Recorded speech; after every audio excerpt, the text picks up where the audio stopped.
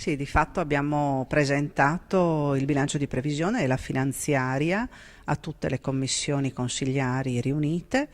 e ovviamente ai capigruppo e comincia il tradizionale periodo di confronto, soprattutto di anche condivisione di strategie importanti, di scelte prioritarie fatte ovviamente dalla Giunta e condivise poi dal Consiglio. Sono molte, devo dire, quest'anno le attenzioni che continuiamo a dare, ovviamente in particolar modo a tutto il sistema delle infrastrutture e dei lavori pubblici, che come già nella passata finanziaria abbiamo individuato tra i settori strategici in funzione anticrisi, anticiclica. Ovviamente poi un'attenzione fondamentale al nostro sistema economico della piccola e media impresa, che è ovviamente la spina dorsale della nostra economia. Ma non abbiamo ovviamente trascurato tutta la parte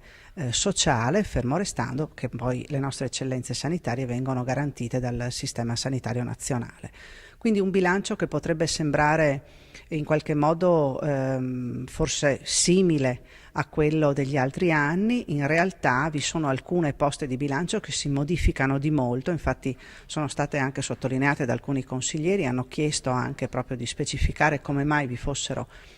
questi spostamenti anche di flussi finanziari. Una legge su tutta importante è quella dei 150 milioni dedicato alle opere locali dei lavori pubblici, che appunto l'assessore Giorgetti ha confezionato come non solo norma anticrisi,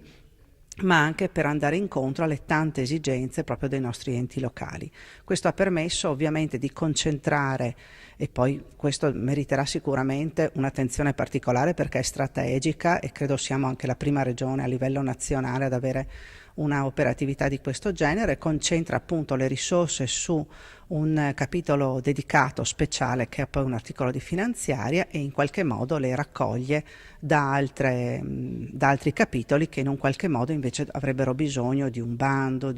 molti tempi più lunghi rispetto a quelle che invece sono esigenze non solo degli enti locali ma anche di un'economia che trova immediatamente ossigeno proprio da queste opere che sono immediatamente cantierabili. Quindi io credo sia un bilancio anche lungimirante, così come lo sono stati anche quelli degli anni scorsi, proprio in funzione anche di una situazione di crisi che vediamo ormai finita, ma che ancora evidentemente non può partire, non può parlare di ripresa. I prossimi mesi saranno ancora duri, avremo un lavoro da fare anche su tutto quello che è l'area ovviamente dell'occupazione e